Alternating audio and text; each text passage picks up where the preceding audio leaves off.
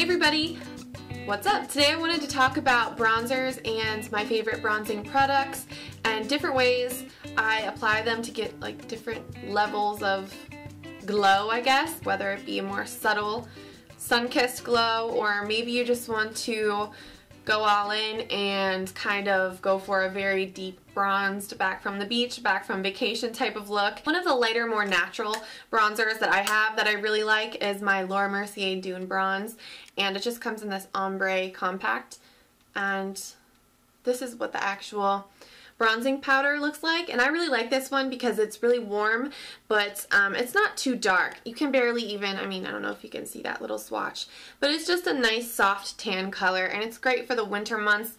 This is the Physicians Formula Bronze Booster. It's actually very, very similar to the Mercier Dune bronze as far as shade goes, and I feel like this one might actually show up on my skin actually a little bit more than the Mercier. And oh, this one actually has different shades. This is the medium to dark, by the way. And the cool thing about this is that it just blends into the skin so flawlessly. And Physicians Formula, I think, is a really great drugstore brand that's known for their other bronzers. I haven't tried any of the other ones, but the Bronze Booster I definitely recommend. I really love this one. I think it's a great product. And another one that you guys have seen me talk about a lot is my Cargo Matte Bronzer in medium. And you can almost see the little ridges of the pan at the bottom, so I think I'm about to hit pan on this one. I've used it so many times, and I love the color. It's just so natural.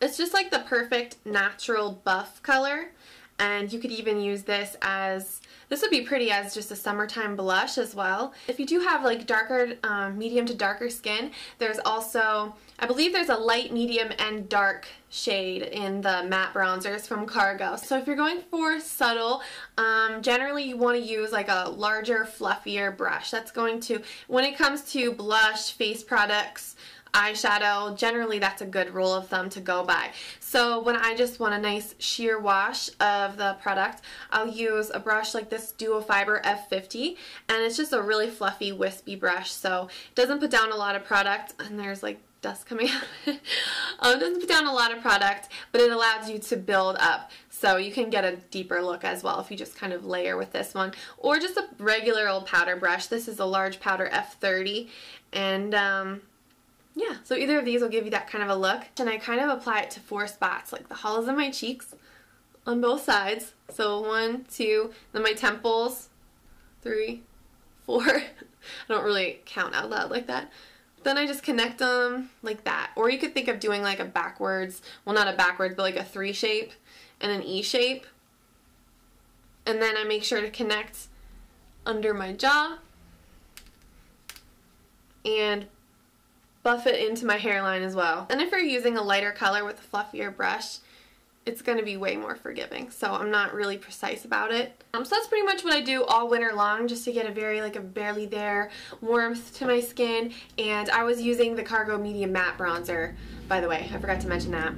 So when, you know, summer rolls around, May, June, I will trade in my lighter bronzers for a darker color, and I really like to, when I really want a deep bronze look, I think there's 2 things I look for in the shade that I'm choosing. I like to choose a matte shade just because I think that it's just, I don't know, it's just more wearable every day for me. I also have a shimmer product I'm going to be showing you in a second. Also, I like to look for a red tone color, something that has a very earthy reddish undertone. And if that's confusing, I'll show you kind of what I mean. This is my Tarte Mineral Bronzer in Hotel Heiress, and this meets both of my little qualifications because it's matte and it also has that earthy reddish tone, almost the color of clay from a riverbed, if you would think of that. And I think those look most natural on me. I can really pull off a really dark, a dark shade just because if it does have that reddish undertone, it looks believable. It looks authentic. And I think that really just goes back to the fact that when you're really out in the sun, your skin does have a little bit of a reddish tint to it. Even if you don't burn, just being out in the heat, you know, under the hot rays of the sun, it's going to make your skin a little bit reddish. Also really have always loved the Bare Minerals face, what is it, face color, all over face color in Faux Tan. This is the Faux Tan Matte, and there's barely any left in this little pot. But you can see that it has a similar shade. I know this is kind of hard to see. I'm actually pretty much almost out of this stuff.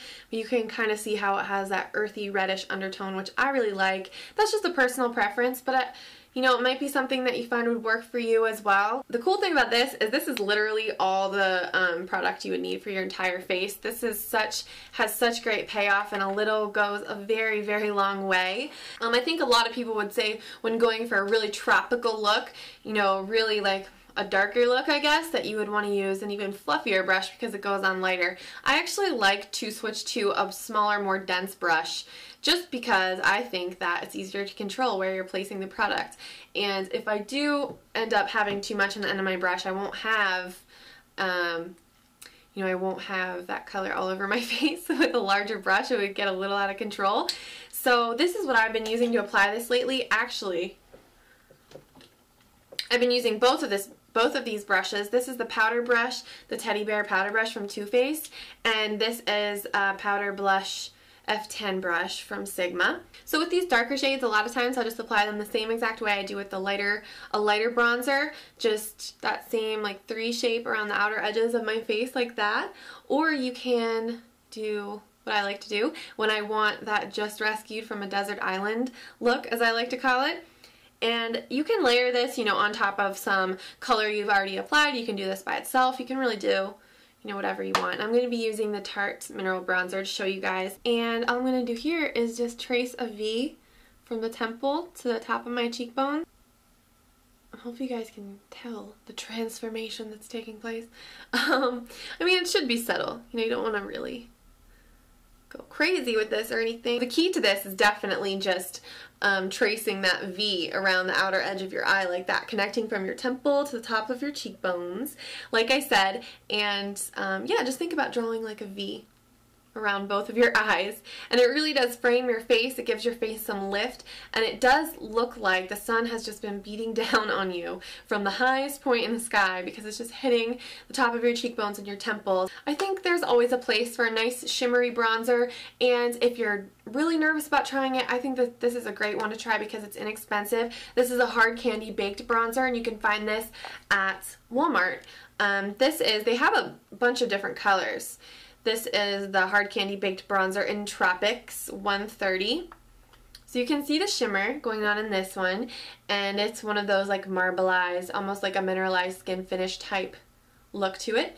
So it has that golden shimmer, which I think keeps it looking very sunny. I think one occasion where it's really good to reach for a shimmery bronzer is nighttime. Is a great time to put those kind of products to use because a shimmery bronzer is going to be more visible in dim lighting, and also it's going to give you more of that glam nighttime look, I feel like. This one I've been wearing at night and also during the day though.